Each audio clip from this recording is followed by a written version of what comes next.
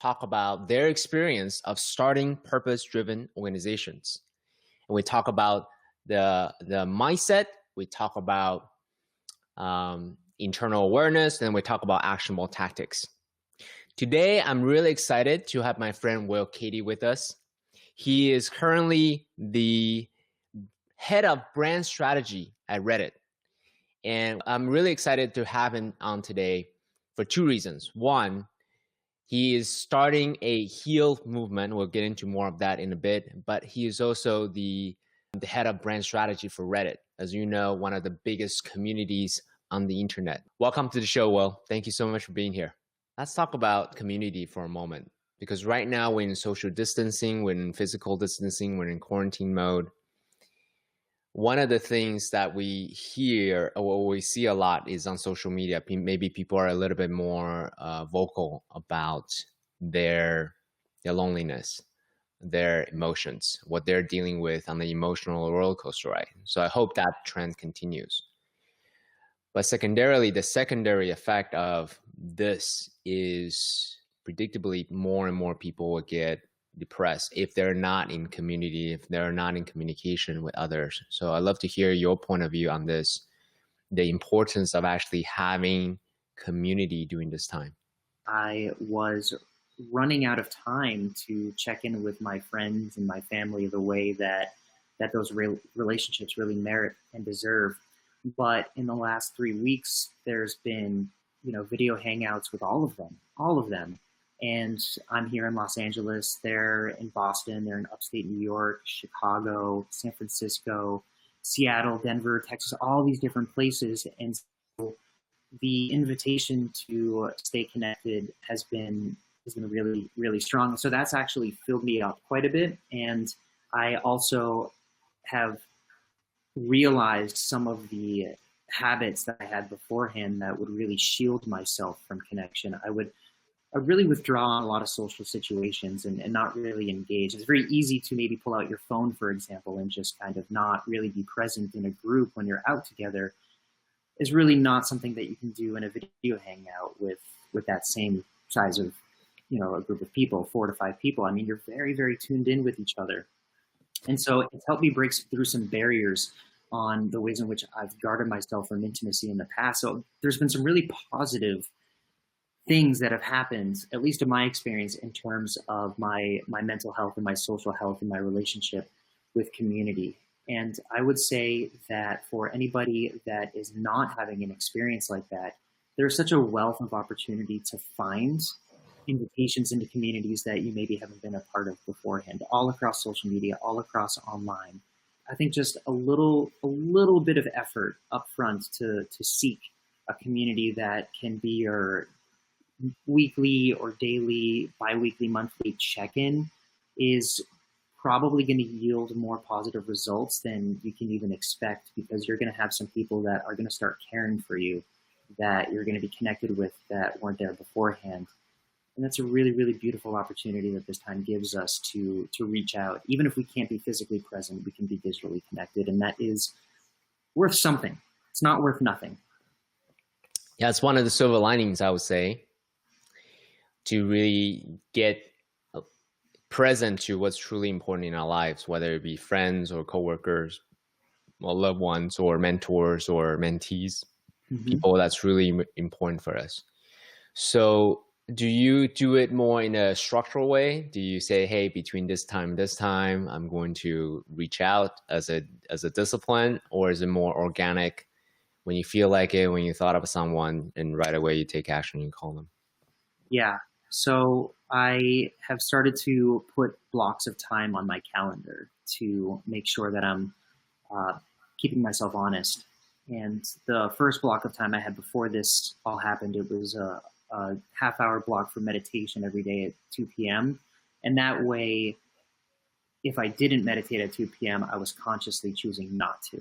And so then that would remind me to maybe catch it the next time around.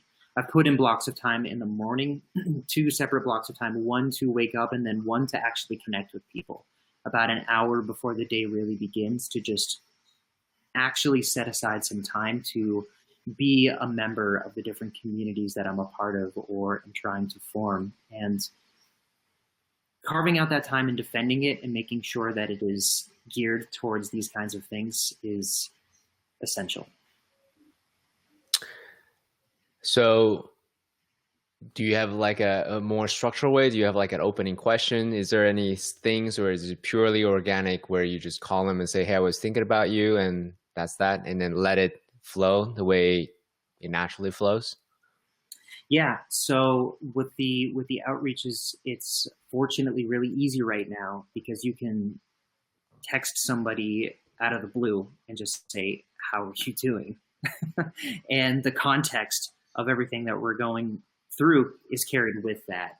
If you were to text somebody, how are you doing, out of the blue 6 months ago, they might get a little defensive or, curious as to why it is that you're reaching out. So it's very simple. That's the ritual. I would say to maybe provide some useful advice beyond the context of what we're in right now, reaching out to people and simply saying, I was just thinking about you, and then reference a memory that you have together, and then ask, how are you doing? And the nice thing about the memory, even in this time, is it gives you a starting point, right? You don't have to talk about maybe some of the challenges that we're all feeling right now. You can talk about one of my friends. I keep remembering this time that we spent on Cape Cod together, and we decided we wanted to swim across this lake.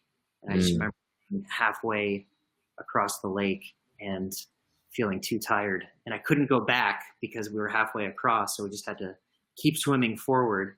And the fact that that memory is surfacing for me right now is really poignant for what we're going through, and it's also a great excuse to let him know that I'm thinking about that memory that we have together. In fact, I'm going to do that after this call. So I'm going to text that memory to him. All right. Amazing. Yeah. So for me, I'm someone who have the intention to be regularly engaged with all of my people, but I also, for whatever reason, there's a pressure in my mind. I have to be profound when I reach out to someone. Yeah. It needs to be insightful. It needs to add value, quote unquote, right? So that way, so it's not just some quote unquote trivial, hey, how are you doing kind of a thing. So that's always been like an internal mental blocks that I have. So I really appreciate the very tactical things that, hey, I was just thinking about this, da-da-da, how are you? And so forth. Yeah. That was very, very actionable. Thank you.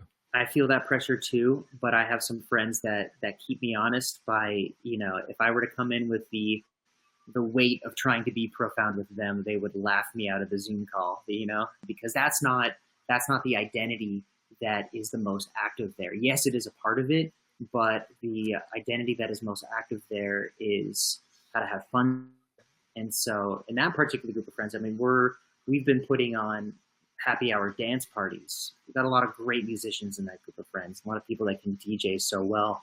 And so we're actually not checking in to talk. We're just checking in to have a good time. And that's a really nice breather, being able to hop between different identities where you can be one person a little bit more in one space and another person a little bit more in another. I like that. So virtual dance parties. So a lot of people are doing that, by the way. And I've heard also, so here's some other ideas for people who are looking for what other ways to engage, because they don't necessarily want to drop in on a very intimate conversation in the way that we're doing right now. Perhaps virtual dance parties, virtual hape. I don't know if you ever had that experience before, but there's that. Karaoke, sing along, right? Yoga, exercising, or sometimes as easy as a virtual office hour. They just have it on and they would just do the work and just have it be face-to-face, not necessarily like a structural conversation type thing. Any other ideas you come across that was like, oh yeah, that was really interesting? Yep. Virtual happy hours, virtual karaoke, virtual office hours, just sitting there. I've experienced that. I've been leading with my team weekly kickoff meditation sessions, and that's been really nourishing for me and I hope for them, because it's a nice way to check in, and we're missing something with physical presence, and being in sync with our breathing, which is a part of a lot of these practices, is a really nice way to feel connected. And I've seen a fascinating evolution in the virtual dance party in the last 2 weeks. So when quarantine first came into effect, the DJ live streams were really, everybody else was watching the stream of the DJ, or maybe just keeping that music on in the background while they went around their house or whatnot. What started to happen, at least came on my radar last weekend, is dance parties where if you are entering the conference call, you are obligated to have your camera on and you are obligated to be dancing. So it is, and then you have somebody that is sort of playing VJ and jumping between all of the different participants. And there's this sort of digital soul train like effect where when the camera's on them and they know they're being broadcast, they just kind of do whatever it is that's their thing. And for some people it's dancing, for some people it's pouring another shot of tequila, for some people it's just being wacky, and it is so charming. It is so charming to see how other people kind of feel that excitement of being for a moment on broadcast in the middle of a party. It's different than anything we even had out there in the real world, and I love it. I love it. So in the seminar world, there's a game called Follow the Leader. So essentially, you'll have people at the stage doing whatever dance moves, and everyone else who sees it will follow the dance move. So essentially, what you share, focusing on that person, but also we can play the game of Follow the Leader with that same technique as well. That's cool. Right? Where you can focus on, let's say, Will, and Will, you do this, and everyone else, whoever is following 10, 20, 30, 100, 1,000 people could also follow that same move. So that would be a really fun game on top of that. Yeah, love that. Thank you. All right. So that's more on this personal level, and I'll get to heal in a moment, but I wanted to talk about community on the business aspect of it. I would say now more important than ever is the time we reach out to our top business relationships, advisory relationships, our support network as a way to find more certainty, right, in this time. So as someone who has been in the very beginning of Reddit professionally, this is what you do. What would you say to the business owner who all of a sudden their events business is no longer there? What kind of ways or tactical things could they do to reactivate and re-energize their community, as well as build perhaps new communities where they're getting into? So there is a crisis that is uniform every time. What's different about pandemic is that pattern is really drawn out. So, and it's also global. A little bit of a unique regional experience. What's happening in New York is not what's happening in Los Angeles. It's not what's happening in Chicago, Dallas, etc. Not what's happening in France or South Korea, right? But you have the moment that something strikes, that disaster strikes, and that could be a hurricane, that could be an earthquake, that could be some sort of social upheaval, and there are very relatively few businesses or entities that have value that they can add to that moment.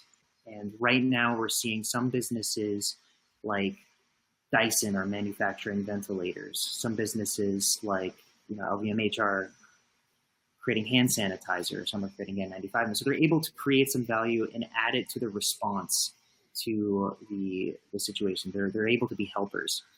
Then there is the resilience that happens. And that's what's different here in terms of what we're experiencing, because the resilience chapter might last as long as a year and a half.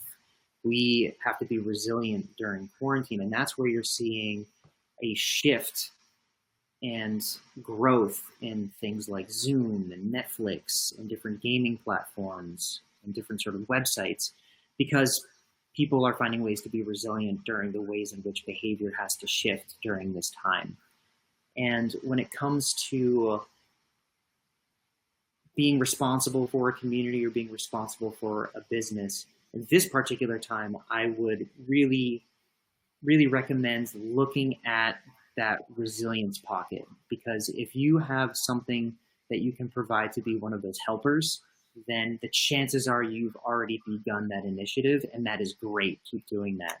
But for the bulk of people and businesses, we're now in this resilience period for a few months, and it is really creating a culture in and of itself, and it is creating new communities in and of themselves. We don't know to what degree what we're experiencing now is going to be the new normal.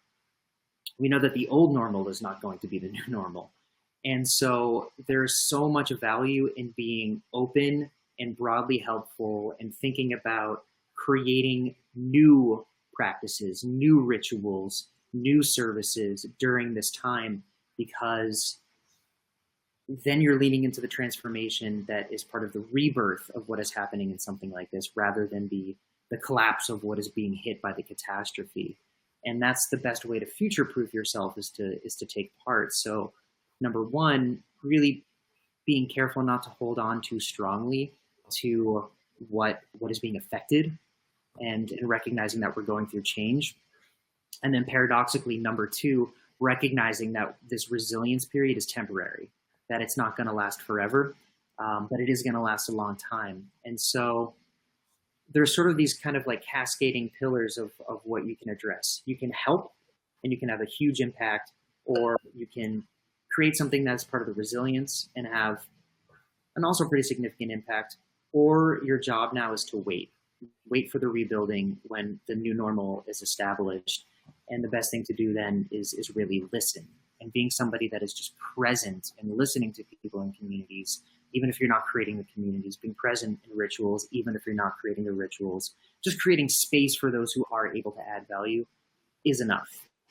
So let me recap what you're saying. So what you said is, don't hold on to the old identities, the old perspectives, the old circumstances, because they're not coming back. They're in the past, right? And also at the same time, being open to what is, and also what new initiatives others are starting or holding or adding value, and then see and wait and observe, and then at the same time then see where else you can add more values during this time of resilience, as you call it. Is that accurate? It is. Yeah. Yep. And I would add to that, don't over adjust, right? Because there is going to be a moment after this, and it's really important to look towards getting there in the most positive, healthy kind of way for yourself as an individual and for the communities that you're a part of. Is there, so that's a beautiful framework and also mindset. Are there any tactical, actionable tactics a business owner can take on? Let's say, let's just use restaurant as an example, right? that may or may not apply to whoever's listening to this. That's a common one. They're struggling right now because social distancing, a lot of people are not eating out. A lot of people are not ordering, even though the offers is there. What could they do to, following your framework, to adjust to this new world that we live in? Yeah, complicated for restaurants. I've seen a lot of restaurants in my area convert a little bit to almost like grocery stores in terms of, it's about what they have, what was already flowing through their operation. They had ingredients and were still able to receive these ingredients. How can they dispense those to a community in a way that's helpful? And that's still holding on to the community that's around them. Some restaurants have converted. I mean, they don't have to have the same menu, right? So that's an example of letting something go, because your identity as a restaurant might be so married to your menu, but it just doesn't make sense to hold on to that anymore. Others have basically converted to like a Sunday supper model, where it's like a pre-fee menu, or $30, $50 a person, and they're able to just hand a bag curbside that somebody can pick up, and it's something that carries the essence, the character of that restaurant, so that they can stay connected with what it is that they loved about it in that place. And you also have the community of your workers that are probably being put on furlough. So some restaurants, some businesses, some brands have fundraised, for them, just basically going out to their community, their email lists or their social channels that they already have, and just being real about it, just being like, we're shut down, and we're doing what we can, but we also care about, the folks that we can't help that are part of our community. So if you would like to make some contributions, we're raising a fund to basically make sure that they can stay healthy and well during this time. And if not that, there's also the sharing of resources as well. Like a restaurant is a community. You have your regulars, you have your people that are working behind the bar or at the tables, and they all can continue to have a role to play. And if you really, really feel that there is a tight nucleus there, I think it's perfectly appropriate to explore a Zoom call. If you have a band that is playing every Monday night, explore bringing them on Zoom and just kind of keeping that sense of normalcy for the people, because restaurants don't just provide food, they provide culture, they provide community, they provide connection, they provide warmth. And so you can go down to the foundation of who you are and maintain some of that core DNA through the changes.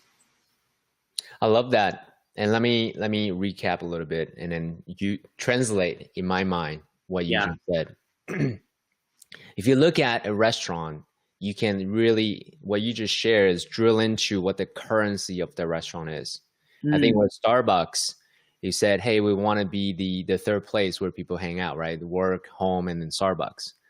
So what you're addressing is the currency is food, yes, and then branching off of that, you can make it in grocery stores, you can make prefix menus, or you can make it into like a weekly experience kind of a thing with a prefix menu. So definitely you can go that way. But even more fundamentally on an emotional level, a restaurant is they call it the watering hole, right? The place where people gather, kind of like Cheers as an example, where you know each other. You're the connection point between your community and whatever service that you provide. You're that gathering space.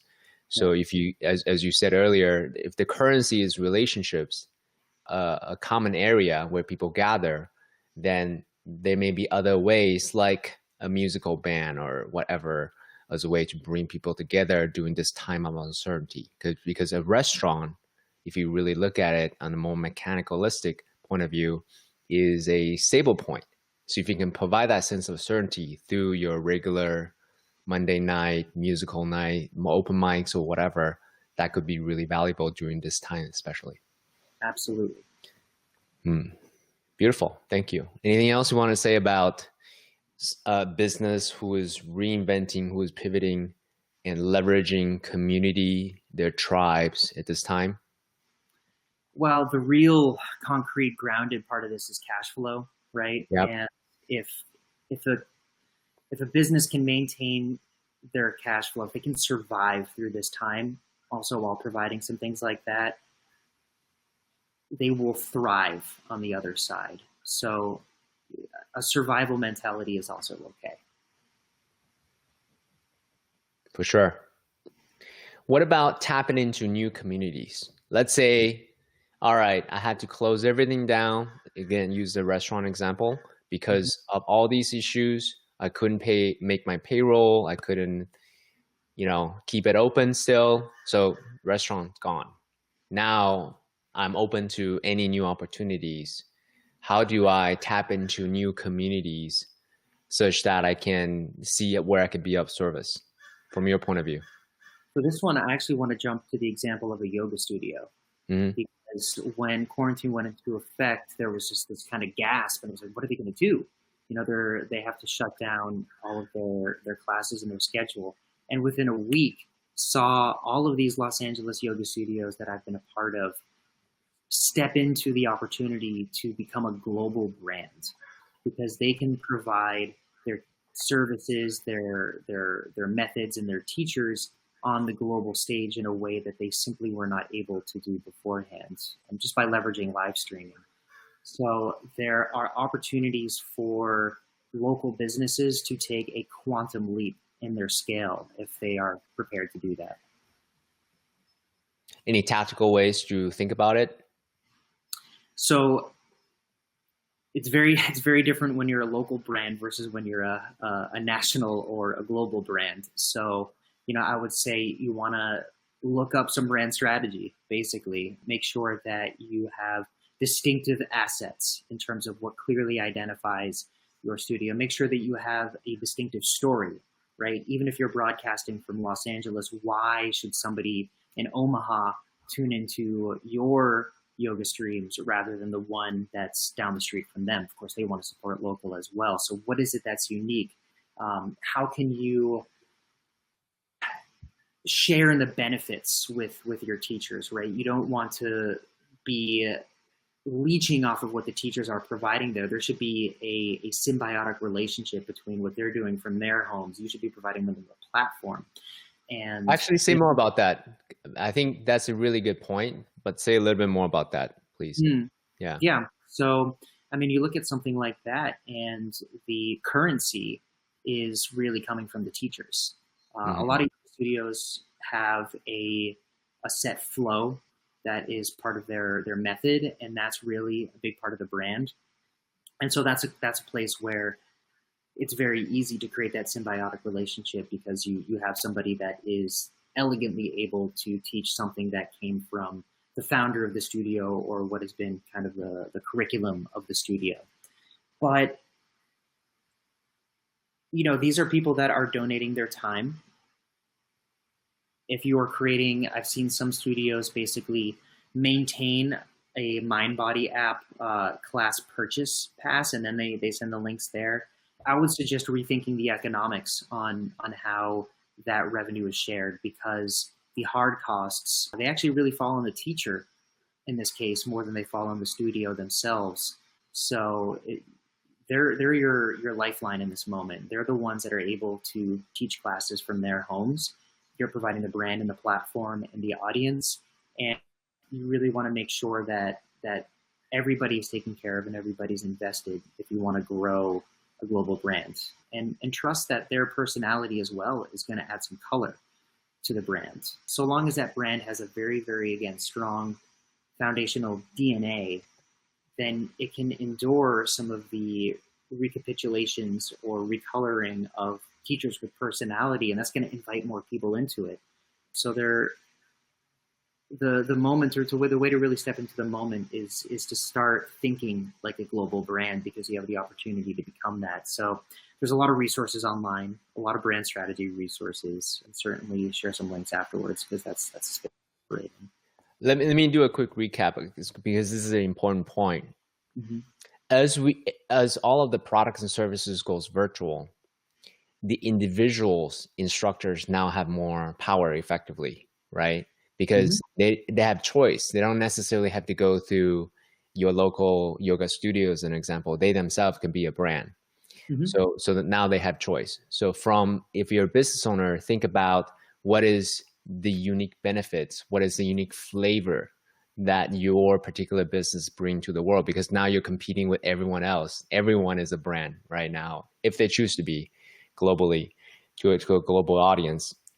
So then what is your unique flavor? What is your unique story? And then what's the unique benefit that you bring? And then from that, use that as a curation point. So you can select the instructors that meets your brand flavor, and then so you can serve the audience that you already have.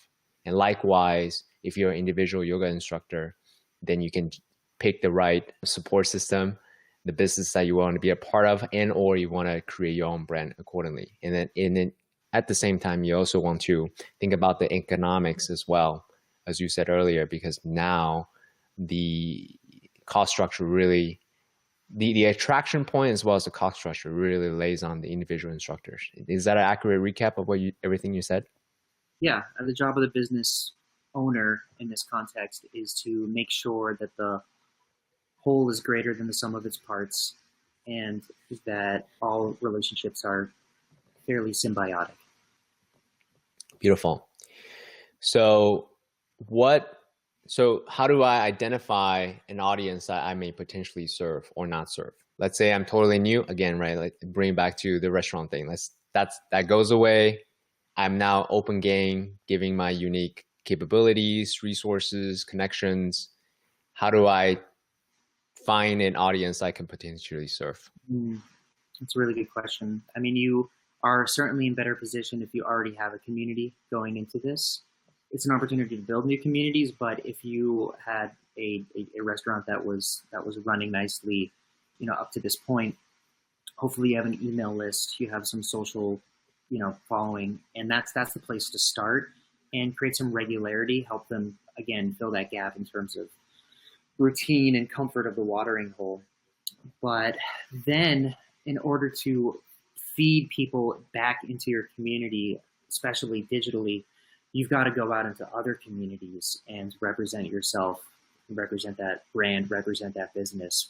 So, for the chefs behind the kitchen, I mean, there's certainly a lot of opportunity to share some of their knowledge in terms of how to cook for yourself during this time, how to maintain a kitchen. And that might be something that would better serve your needs as an offering that you're bringing to other communities. So you come in, you tell your story, you share your expertise, you add value to it. And then those from that community that want to stick with you, you can invite them back into the digital community space that you've created. I love that.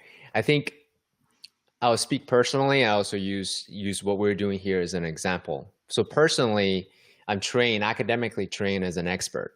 So when you are an expert in your mind, you're trained to see, I must have the answers. Let me build my own platform. Let me do it myself, right?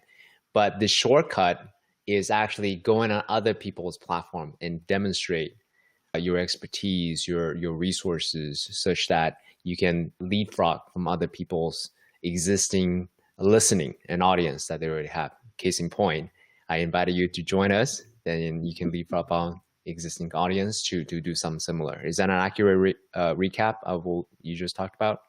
That's exactly right. Yeah, it's all about, in this time, discovering your DNA and sharing it. How do you identify the key influencers what's your philosophy in terms of identifying, who to go on to in terms of podcasts, in terms of books, in terms of shows, in terms of influencers, in terms of joint ventures? Do you have a framework to kind of think about that in a more strategic way? In terms of which ones I would identify for trying to build a community? Yeah, the influencers that you want to have a relationship and say, hey, so-and-so, I would love to share my story, my offering, my expertise on your platform. Yeah, I mean, I start by, so there's a community, there are a couple of communities that I've been forming during this time, Heal being one of them. But the first time that I outreach to anybody, I can actually think of an example of a yoga teacher who I discovered had never really accessed him before, and he was teaching a yin class, and he had this particular way of communicating as we go into the different asanas, the different postures, to basically say, just sort of go into the story, then release the story and retrieve the lesson. And I thought that was so beautiful, the way that he phrased that during the class. And so I found him on social media, and I said, I love the way that you phrase this. Do you have any blog posts or videos about this? I would love to bring this to a community that I've formed, Heal, where language is one of the pillars of it, and to be able to say, hey, look at how this person is talking about their practice would really be valuable to that community. And so that's just an example of something very recent. I don't know how that's going to net out, but as with anything, you're providing a value exchange. And if you want to find an entree into another community, the first thing you should do is bring value yourself. And so I think the invitation should always go both ways as well. I would love to share something with you if you want to share that with your community. If you have something you would like to share with mine, I would love that as well. I see. So the simplest way to start off building any kind of community is curation. Again, similar to what we're doing right now, I can just easily share your expertise through a blog post share, a social media share. That's already a very, very basic value add. And then have you be on my show as an example, as a way to really pull out the best out of you, so then we can share more publicly what you have to offer with others. Beautiful. Yeah, I will add to that, that you inevitably, when you're creating community, you have to start with creation before you get to curation. And it can be frustrating to feel like you're just talking into a void. And especially if you are. But when you're creating a trail of content, you're helping to define what the community is to you as a Mm. founder of that community.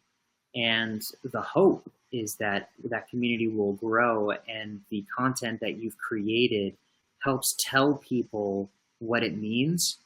And then they will start to bring their own interpretation and start to stretch the boundaries of what this community is. And then your job becomes to curating the contributions of others more than it becomes creating it yourself. I see. So from your point of view, curation first. Let me, Create and then curation. then you can curate based on your own voice or your own signature afterwards. That's what you're Yep. saying. Yeah. Okay. Yep. All right. Beautiful. So thank you. Appreciate that. I think it would be worthwhile to dive in deeper into the internal game as well as the external game, because primarily so far we spent about 40 minutes on the external. Yeah. So I'd love to segue into the internal, because as we as human beings, we create something new, inevitably there's internal resistance, especially when it's something that's new, that's outside of our comfort zone. So, and I think that's a good segue into heal, perhaps, what you're creating here. Can you tell us a little bit about ways that you have come across to overcome the internal resistance as you're creating new organizations, new movements? Internal resistance in terms of my internal experience as I go through these transformations, or something that you have seen. Yeah. Habits are tough to break, and realizing the habits that are there in the first place is also tough to do.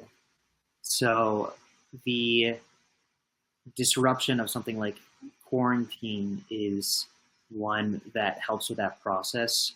I think when people go through any life transformation, they change cities, they change relationships, they change jobs. A lot of these things can be revealed, and that unlocks this internal process of rethinking what invisible barriers you had been putting there for yourself in the first place for whatever reason. To be very, very anecdotal, this is actually the value that I get from using tarot cards. Oh, say more about that. Interesting. Yeah, surprising, right?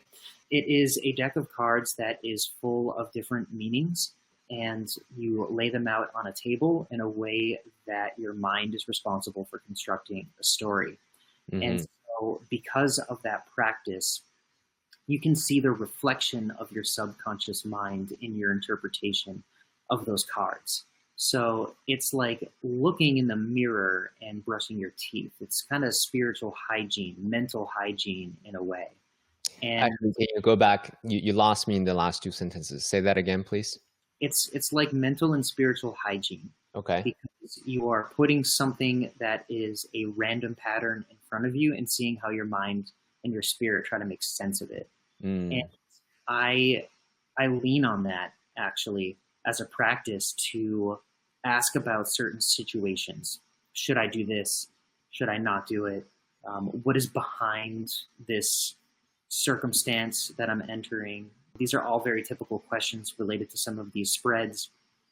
And oftentimes a card will be flipped in that spread, or a story will reveal in that spread that will, because of chance or because of, some synchronicity, I'll be confronted with a version of the story that I'm not comfortable with. And it'll say, well, you're feeling this way because you're selfish, because you're really focused on your own material benefit. There are cards for that tell you that. And when that pops up in a spread, you can't blame anybody. It's just there. And so you end up just having to work through this invitation to think about things from a completely different perspective because it's come to you randomized. I see. So let me recap what you're saying. So you use tarot cards as a way to artificially create a story that's laid out for you. Hey, you're this happens because of this. And then in your mind, you have to reconcile the possibility of that, and then use that as a way to deal with your own internal limiting beliefs or possible judgment against yourself. Is that an accurate way to recap what you said? It is, yeah, and it's figuratively speaking, it's almost like giving yourself the opportunity to take your subconscious self out from inside, have them sit across the table from you, and play them in a game of cards. Interesting. Yeah, it's very similar to the way psychedelics could be used as a way to basically try on different perspective, not as the truth, but also just as a different points of view. Like, oh yeah, here is a possible point of view. Here's an emotional experience. Try this on, and then afterwards you can choose. Hey, was that an accurate way? Was that an empowering way to look at the world, or was that a disempowering way to look at the world? And if so, what do you want to do about it after the experience is over? Very well put. Beautiful. So, do you want to talk a little bit more about the heal movement, how you came about starting that in the first place? Yeah, I think the manner in which I use tarot cards is a great entry point into the purpose of heal, because it's very important to notice that I'm not asking the question of, is the mythology of tarot real? I'm only asking if it's useful and finding ways for it to be useful. And so I would classify tarot as language. It is a system of encoded meanings that can convey story to help one make sense of their circumstances within and without them in the way that you and I just described. I would put things like astrology in that same bucket. I would put our language, the way we speak English, the meaning behind Hebrew letters and Sanskrit mantras in that same category. I'd put the way that we interface with animals, our dogs, the way that they gesture and communicate is its own language. The way that plants communicate on a microbial level is also rich with lessons. So, quick pause, by the way. So ideally, you want to use that as a frame, not the truth, but as a frame, right? But at the same time, our egoic mind, our brain is meaning-making machines. How do we maintain that neutrality, that this is a frame, this is not the truth? You know what I mean? So it's very easy to get into now becoming superstitious. So for example, money is a construct, is made up, right? But now it's very real because that's how we transact between products and services. So anyways, so my point is, how do you maintain that frame of neutrality, that this is just a construct, this is not the truth? You know what I mean? Yeah, I mean, I would also invite somebody to consider money as a language, and I can expand more on that. But the pillars of heal are HEAL, healing, environment, art, and language. And the intention of it, as we talked about in the beginning, is to bring balance into the world from a belief that I will state, which is that we have been out of balance and that we have been too cerebral, too stuck in our yang mentality, too focused on the objective, not focused on our hearts, not focused on the yin, not focused on the subjective. And so the intention of heal is for it to be a complement to STEM, which we already have, which is science, technology, engineering, and mathematics. And it is not casting it aside, it's quite the opposite, but it's creating these separate swim lanes to basically take a look at something when it comes into your review and say, is this science-backed or is this belief-backed? And then have a place for them to live.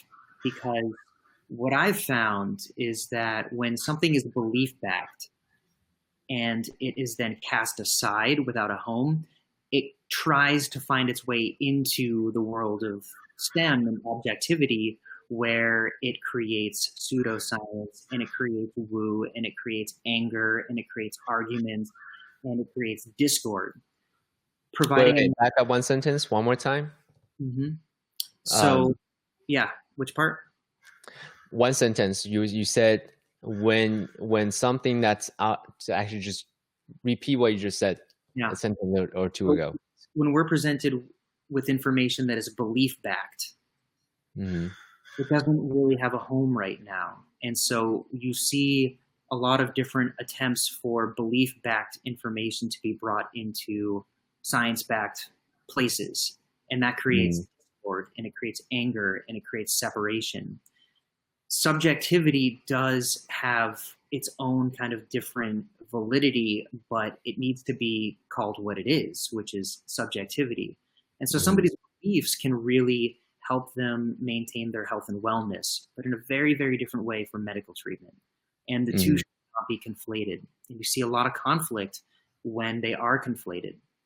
So when you try to ascribe objective meaning to something that is subjective, then you get pseudoscience, you get woo.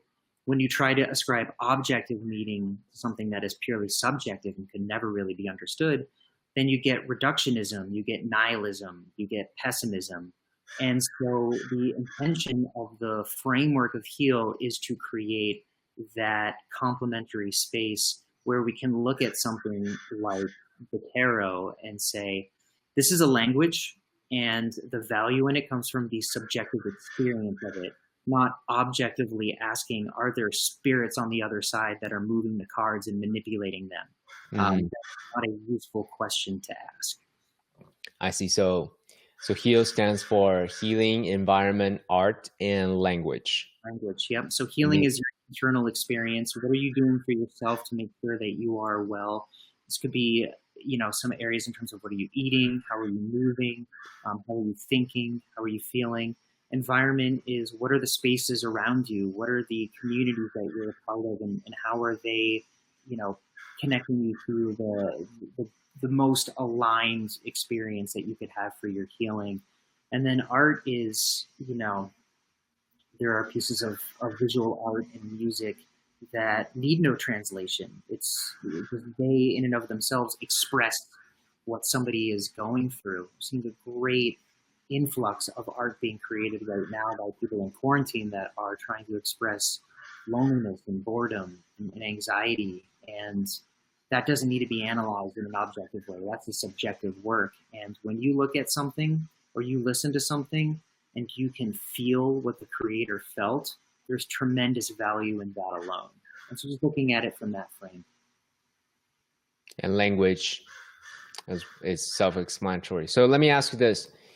With STEM, with something that's external, it's easy to point to and say, here's what I've created, here's X, Y, and Z, because it's there, right? With something that's HEAL, it's very subjective. And it's on the outside, it looks exactly like, I have no idea how it will.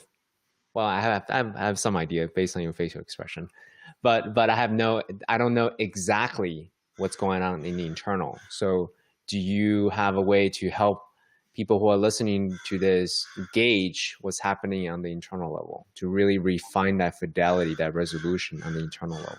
Yeah, that's a great question, because that's really the kind of charge that's at the center of this, is that I think it's very easy for us to, when leaning too much on objective facts, to absolve ourselves from the responsibility of experiencing things on our own. And that's where language really comes in, because it can maybe not necessarily get to another person's subjective experience, but language is created as people try to do a map or a blueprint in terms of how to navigate yours. Oh, that thing, that's called fear, what is happening in you. But where does it live in your body? Is it in your adrenal glands, or is it in your solar plexus? Is it in your throat, right? And there's a whole index of colors and emotions that you can look up to help you navigate, what other people have found. But ultimately what you have to do is you have to go within and open yourself up to the phenomenology of your experience and feel where things live in your body and how they manifest out into the way that you act, and how they come back to you in the way that people respond to how you act. And that's where meditation as a practice can be very helpful, because you start to really understand what is yours. And when you understand what is yours in your inner world, you can start to better recognize what is somebody else's when it starts to come to you and imprint off of you. And you can begin to look at the world as a bit of a mirror for your own subjective experience to help make a little bit more sense of it. But you have to take the responsibility to show up to the mat, as they say, and go in and say, I am not going to rely on other people's reports. I am going to dive in myself and see what's real for me. Do you have any, so two things comes to mind. One is my experience with Vipassana. I don't know if you've ever done Vipassana before, where it's a 10-day silent meditation retreat. And the whole idea of it is to learn the mechanics of how Gautama the Buddha achieved enlightenment. Mm-hmm. And the way they do that is by really focusing to develop the awareness of our internal reality, what's happening, this physical sensations, what's happening within the body. And the interesting journey that I took on is the first 3 days, we just focus on this little area for just this little area for 3 days. And it was excruciating. It was psychologically excruciating. But after a while, I start to really feel a higher awareness, the resolution of what's happening in the surface area of my body, as well as the internal area of my body. I was very impressed and surprised by the end of my 10-day experience. Have you done Vipassana yet? I have not. Yeah, you'll love it. Yeah, you'll love it. Myself, the closest I've been to it is my father. He was a Renzai Zen Buddhist priest, and when I was at music school, he would have me and my friends come at the end of their Vipassanas and play some music to pull people out of the space that they were in and bring them back to where the rest of us were hanging out in our mindsets through music. Beautiful. So the second, so I highly recommend, by the way. I think you'll love it, especially given this conversation. Yeah. The second thing I wanted to ask you is, do you have like a map of emotions? Because, and I say that because very similar to painters with their palette, I think the skill set of a painter is the ability to mix different colors to get it exactly the kind of colors they want and put in on their canvas. Yeah. And similarly, when we have language to describe exactly where it is, how it is, the emotions I feel, statistics mixed with that in a precise way, and then now we have much better better ability to articulate what's going on internally. However, as an engineer, my colors were very, very limited. So I wish that I would have a map, a better way to articulate different emotions I was feeling, because in the very beginning of my journey, I was either happy or angry. There was the two emotions that I had, early in my journey. So in training people to feel more, do you have any resources I can point them to and say, hey, here's the range of emotions, a map, and as you feel particular ways, you can point to how you're feeling? Anything like that? Yeah, such an interesting question that you're asking, and it's well timed. Last night, my wife and my sister, we were just sitting with each other, and we asked each other the question, what is an emotion that you've experienced in this time that you haven't before? And good question. I like it. It was so good. It was so good. And so we, really had to search for some of these experiences that we've had and not bury them, right? This was kind of going back into recent memory and saying, oh, that thing that I felt, that was really important, that I knew. And without this question, we didn't really have the invitations to mine those memories for that data. And, for me, it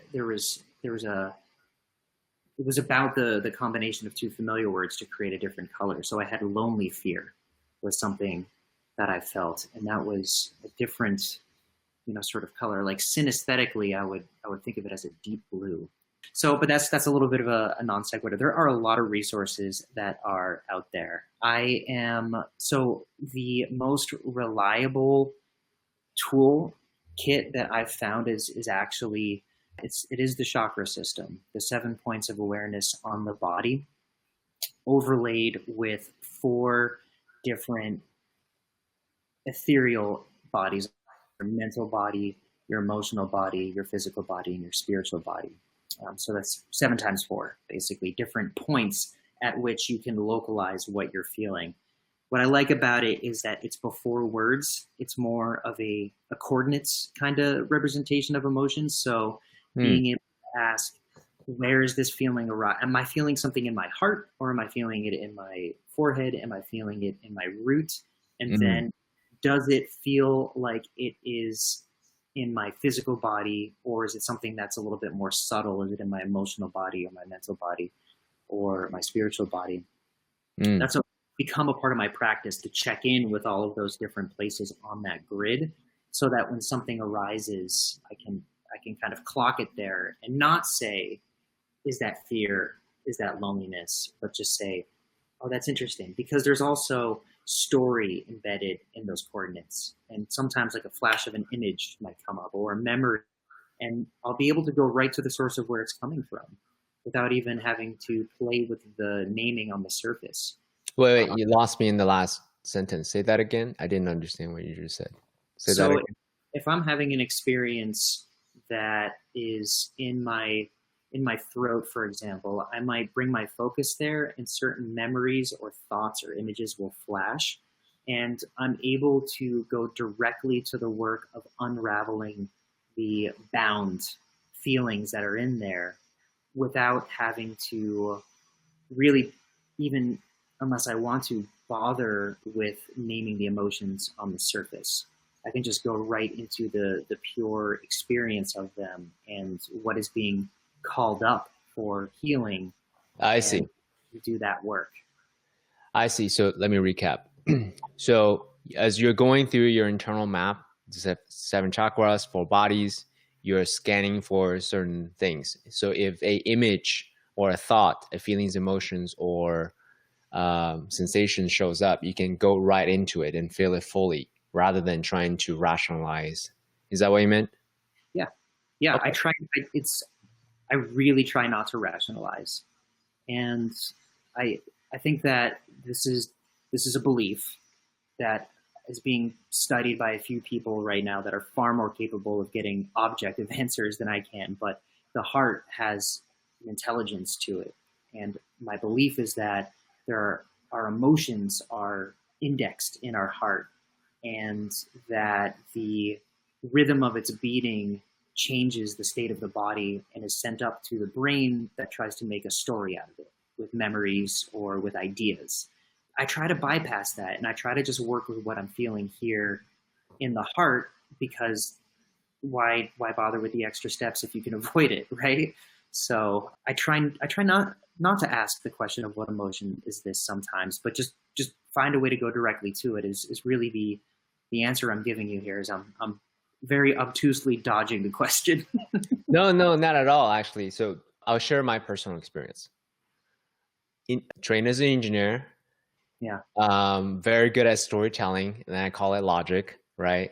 And then trying to rationalize through science and logic, or anecdotal stories. And I realized at some point, so very much a cognitive behavior therapy type of approach, trying to get to the source of, this happened because, as a child, this other thing happened, right? As a way to rationalize connecting the dot. Then the more I study, the more I realize this is another frame. Our consciousness is made out of four components: image, thoughts, feelings, emotions, and body sensations. Mm. Rather than trying to rationalize through the mind, just go back to experience whatever that is, and experience all four components fully as much as possible. And Mm-hmm. once you duplicate that past experience, that trauma, it actually goes away altogether. Very similar to how when we have a loop in our mind that we just the mind is trying to complete the loop altogether. Let's use music as an example. There's Yeah. certain songs, certain phrase in your mind, and your mind just goes crazy trying to close the loop and then keep going.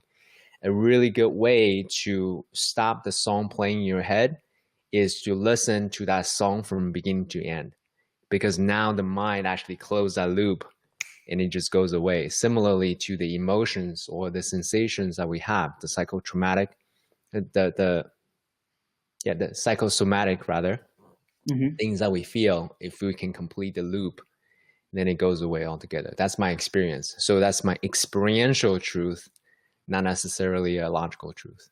Yeah. Yeah.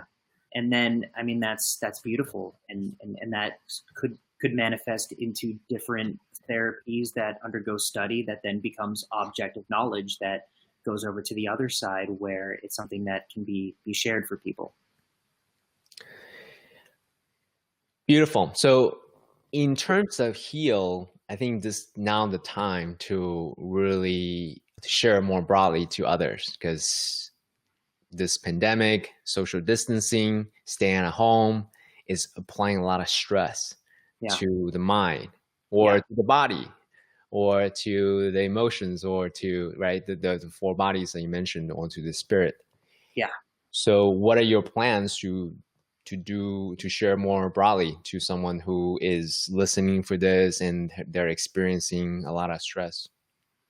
Yeah, I mean, having an invitation to speak about this, I'm so grateful for that. Thank you for providing that. I think the opening of the door, the gateway into heal that's so important right now is recognizing that what is happening to all of us is happening on two levels. There's the level of the pandemic and there's the level of the panic. So they're staying safe and they're staying sane, right? And as much as I would like to, I'm not qualified to add value to the pandemic. I am not a doctor. I am not an epidemiologist. And I think a lot of us really feel a temptation to be armchair scientists all the time. And we just can't. We just can't. And so finding a way to address where we can have value, I think, is essential right now. And where we can add value is how we stay sane, how we think about the panic that we're all feeling. And so heal is the best contribution I can make as a rubric or as a frame to help with that process, because we are receiving a lot of information right now from people that are and are not qualified to present it. We are receiving a lot of data. And what heal does is it asks, is what I am doing with this data healing or not? And you can start to look at what I'm presenting here healing or not? Is that what you said? Is what I am doing with the information I'm presented with healing or not? I see. So you look at something like quarantine, and this could be a prison or it could be a chrysalis. And choosing that is a function of heal. And so heal lives in a few different places. There is a community that is active on Slack. There is a community on Reddit. I think the easiest way to find it is in the Reddit community, r/heal movement, HEALMOVEMENT. And that's where a lot of the content lives. So that's where I'm currently making that shift from creator to curator, where a lot of the stuff that I've dropped in there has been really kind of carving out, here's what healing is, here's what art is, here's what language is, here's what environment is. But now we've got quite a few other people that are sharing articles that are like, the air has never been better in Los Angeles, environment. Or here's a beautiful sketch somebody did of their feeling of boredom, art. Here is a yoga practice that's being streamed that I loved, that's healing. And, language, of course, a lot of different discussion around different words that are useful for people, words like Ananda, words like Shiva and Shakti, and, all of the different sort of truths that are mined by exploring those different things. So that all lives there. And I would invite people to jump into that subreddit to take a look at first glance and see if it's something that helps them heal. Thank you for sharing that. So as a follow-up, one thing I forgot to ask you, what is the transition point between creator and curator? Is there a very easy indicators that When a let's community say, becomes, yeah. when a community becomes self-sustaining.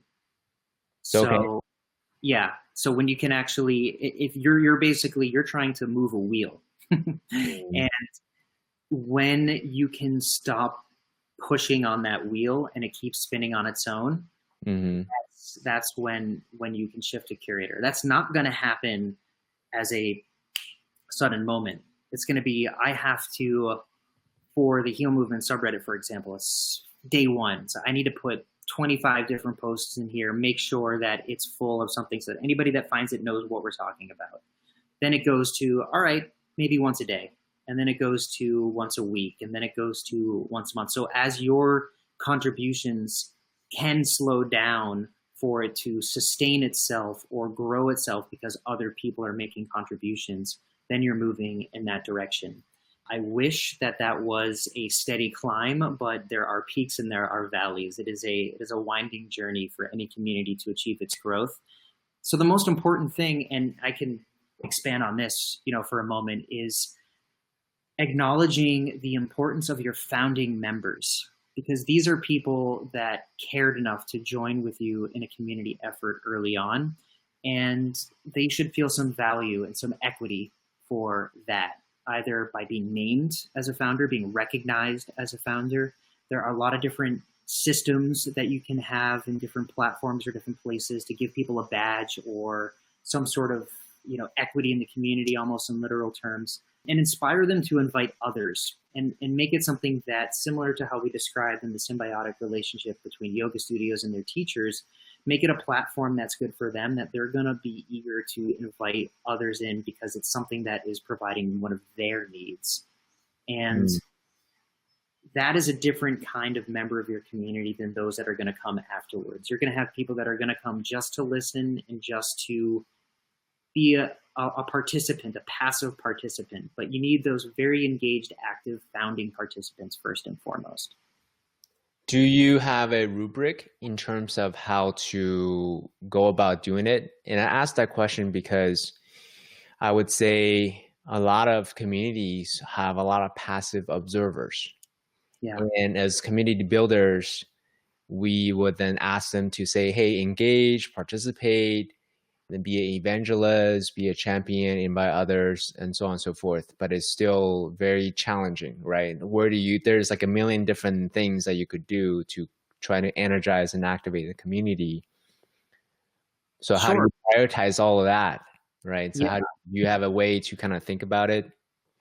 yep. So you want to create a lot of different entry points. So be cognizant of, some people are going to come in through one channel, and if that's the only channel that you're giving them, you're not going to see a lot of growth. So just create a lot of different entry points.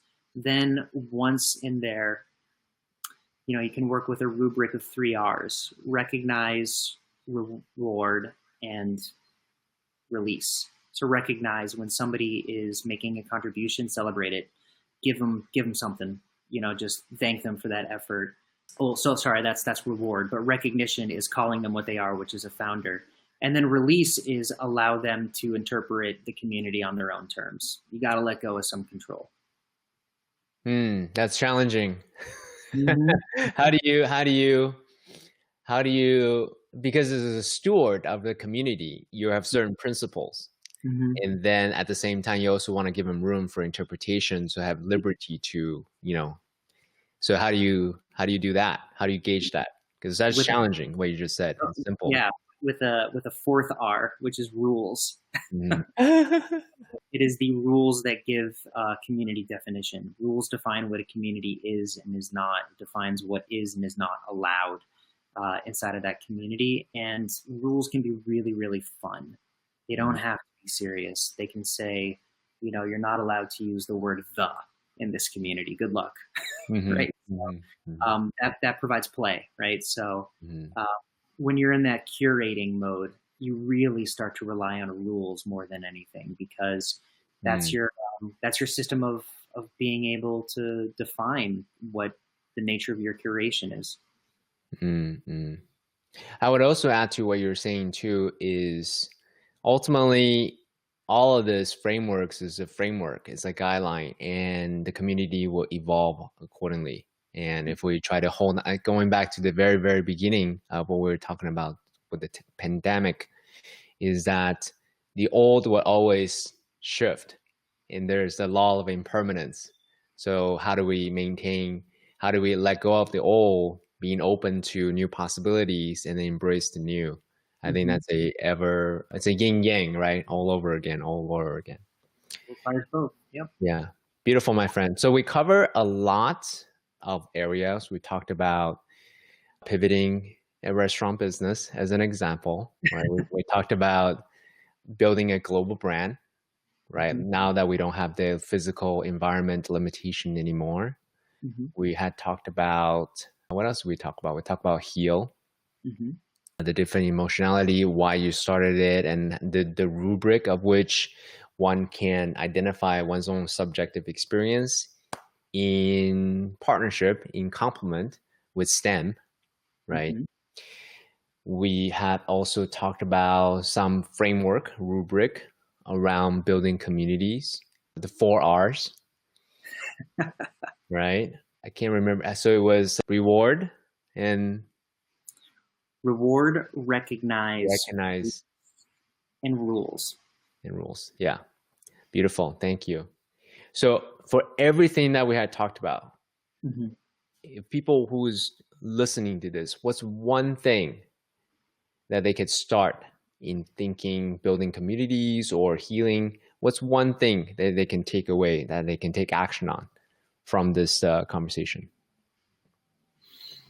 Well, I would start at the end of our 4 R's exercise here and start to play with some rules. So those can be rules for yourself, or they can be rules for an event that you want to create. We talked briefly about the dance parties that are happening. That's right. There's a rule in those dance parties that says if you are going to be in this, you have to have your camera on and you have to dance. So with the space that people have to think about what they want, I think with some rules for themselves is a really, really nice starting point. Beautiful. Confucius said, self-mastery, family, country, and then world. From my point of view, if we don't have self-mastery, don't have the rules, that's helping us ground ourselves, center ourselves, especially during this time. You can have all the aspiration in the world to make a difference, huge impact, but then you're not grounded from that space. So thank you for bringing that back to that. Yeah. For people who are interested, again, in everything that you do, what's the social link that we can send them to? Yeah, I'm at WILLCADY,